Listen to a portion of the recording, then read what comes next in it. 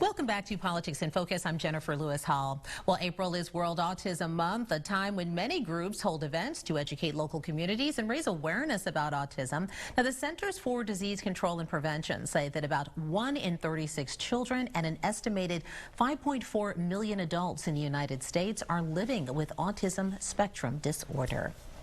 And the Philadelphia Sheriff's Office has unveiled a new initiative, a decal to identify when a person with autism is in a home or car. Now, the program is part of training for sheriff's deputies to let them know a person might not speak or respond to or comply with verbal commands.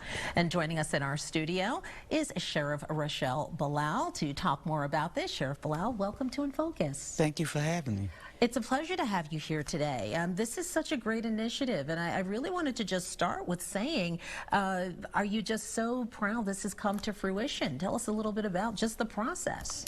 I am proud. In the Sheriff's Office, I initiated a constituent services and a community engagement unit, and I allowed them to develop the different things that they see is needed in the community. And Darryl Roberts is part of my community engagement and community outreach team. And he came to me with this idea, having a family member that was autistic.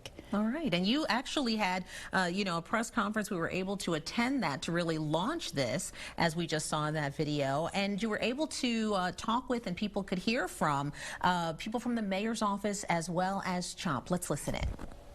Not everyone may be aware that my child communicates differently and responds differently to stress and dangerous situations. And so we proudly come alongside our partners at the Sheriff's Office and others to support this initiative, to bring us together as a community with our law enforcement partners and all of our neighbors to be more inclusive and understanding that some people do life a little differently. When it comes to community engagement, and this is for all organizations out there, big, small, we have to change what that looks like. And sometimes it's not about reinventing the wheel, but it's about making those meaningful partnerships that are going to last a lifetime. Law enforcement is a meaningful partnership. We need each other.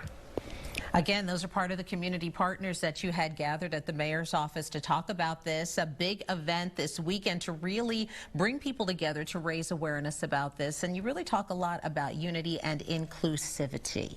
Yes, there's a lot of resources that are out there. And so we're bringing all of them together so that families who have family members that are autistic can get the resources and the help that they need. But more important, for law enforcement, a preventive measure here. We want law enforcement to have information as to maybe at their home or in their car that a person may be autistic, and with the training on how to help autistic families can prevent something from happening when you clearly understand what is going on. Yeah, and various law enforcement departments, fire departments also showing their support. I love seeing this decal here that you're saying that people can put on the back of the car. What do you want them to do with this? We know it's free of charge. There's no cost involved, which is wonderful as well. Where should the placement be if they're in the home or the vehicle?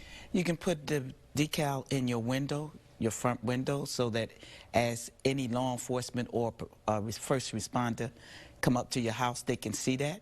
Or you can put it in the back windshield of the vehicle, so if any law enforcement professional comes upon you on your vehicle, they can see it, and therefore they will know that someone is in the house or in a vehicle that are autistic. Yeah, and when you're talking about cases like this and actual training, can you tell us a little bit about that, how deputies are trained, how law enforcement is trained, and the need for that? We have seen cases where people have talked about, and the community has echoed, that they want law enforcement to know when someone has a special need, that can be identified and the situation be handled to keep them safe. So we deal with different organizations that know what autistic children or adults deal with, how they respond, and sometimes they respond like shiny things, like reaching for handcuffs or a shiny badge.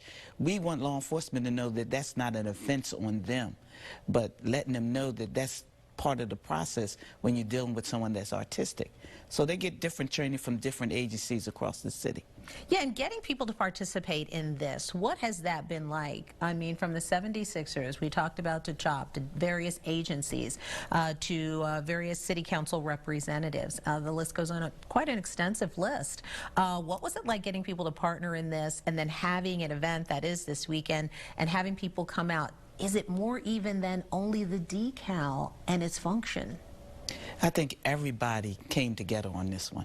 It wasn't really hard to get resources. It wasn't really hard to get the 76ers to participate. It wasn't really hard to get the Eagles to participate. I think everybody came together and said, yes, preventive is a measure that we need out here in this city. We want people to prevent anything from happening just because you don't understand somebody who may be autistic. Well, we're so glad that you're here to talk about this and that this is an event bringing people together. That's always a good thing. Sheriff Bilal, thank you. Thank you so much. Oh, absolutely. The pleasure is ours. Thank you.